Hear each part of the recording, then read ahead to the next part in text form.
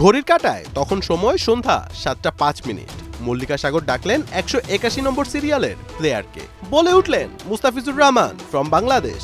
Minute খানেক ফ্রাঞ্চাইজিদের দৃষ্টি আকর্ষণ করতে চাইলেন, কিন্তু হায় একই কেউ তো আগ্রহ দেখালোই না, বরং ফিজের সাবেক দল চেন্নাইয়ের কোচ স্টেভেন ফ্লেমিংও নাসূচক মাথা নাড়ছিলেন বারবার। বিক্রি হলেন না টাইগার পেসারদের ব্র্যান্ড মুস্তাফিজুর রহমান, আর মল্লিকা সাগরের হাতুড়ির নিচে তো জায়গায় পেলেন না সাকিব আল হাসান। আইপিএল এর মেগা অকশনের দ্বিতীয় দিন বাংলাদেশের দর্শকদের পাখির চোখ ছিল সৌদির জেদ্দায়। অকশন টেবিলে রিশাদ মুস্তাফিজদের নাম আনতে আগ্রহ দেখালেও দলে নিতে বিন্দু মাত্র আগ্রহী ছিল না কোনো ফ্র্যাঞ্চাইজি। আর সাকিবের কপালে তো অকশন টেবিলে আসাটাও জুটল না। তবে কি সাকিব মুস্তাফিজদের আইপিএল ক্যারিয়ার এখানেই শেষ? আইপিএল ফ্র্যাঞ্চাইজিগুলো দল সাজাতে বরাবরই দুটি জিনিস প্রাধান্য দিয়ে থাকে, এক প্লেয়ারদের সাম্প্রতিক পারফরমেন্স, দুই ভারতের বিপক্ষে পারফরমেন্স। সম্প্রতি সাকিব আল হাসান আবুধাবি টি10-এ বাংলা টাইগার্সের হয়ে খেলছেন।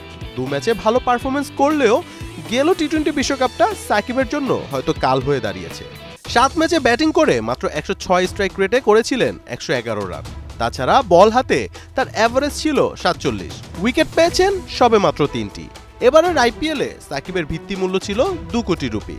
নিলামের দ্বিতীয় দিন এই পারফরমেন্সের জন্য এত টাকা খরচ করতে চায়নি কোনো ফ্র্যাঞ্চাইজি, তাই আর মল্লিকার কণ্ঠে শোনা যায়নি সাকিবের নাম। তবে কাটার মাস্টারকে নিয়ে কেন এত অবহেলা?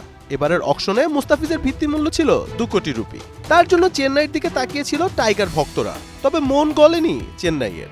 গেল সিজনে দারুণ খেলা মুস্তাফিজকে নিতে কেন আগ্রহ দেখালেন না চেন্নাই? সম্প্রতি বেশ ভালোই ফর্মে আছে কাটার মাস্টার।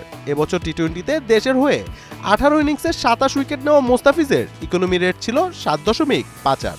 এছাড়া গেল আইপিএলে চেন্নাইয়ের টপ 3 উইকেট টেকারের একজন ছিলেন মুস্তাফিজুর রহমান। তবে কি বাংলাদেশে খেলেন বলে তাকে ফ্র্যাঞ্চাইজিগুলো হাইলাইট করে দেখেন না? তা না হলে মুস্তাফিজের দল না পাওয়ার তো কথা নয়। দ্বিতীয় দিন তো ভুবনেশ্বরের দামও প্রায় 11 কোটি উঠেছিল।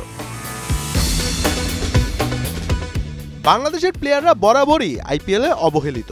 পারফরমেন্স করলে দল পায় না, দল পেলে একাদশের সুযোগ পায় না। টাইগারদের নিয়ে যেন মজায় মেতেছে ফ্র্যাঞ্চাইজিগুলো। সামাজিক যোগাযোগ মাধ্যমে নিজেদের প্রচার বাড়াতে পোস্ট করা হয় টাইগারদের নিয়ে। কিন্তু কেন বাংলাদেশি প্লেয়াররা এত অবহেলিত? নিজেদের প্রমাণ করেও কেন নাম উঠাতে পারছেন না দলগুলোর প্লেয়ার লিস্টে? তবে কি তারা বাংলাদেশের হয়ে খেলেন বলে এত অনীহা? সাকিব মুস্তাফিজের আইপিএল ক্যারিয়ার কি তাহলে এখানেই ফুল স্টপ? মোহাম্মদ আদনান, 71।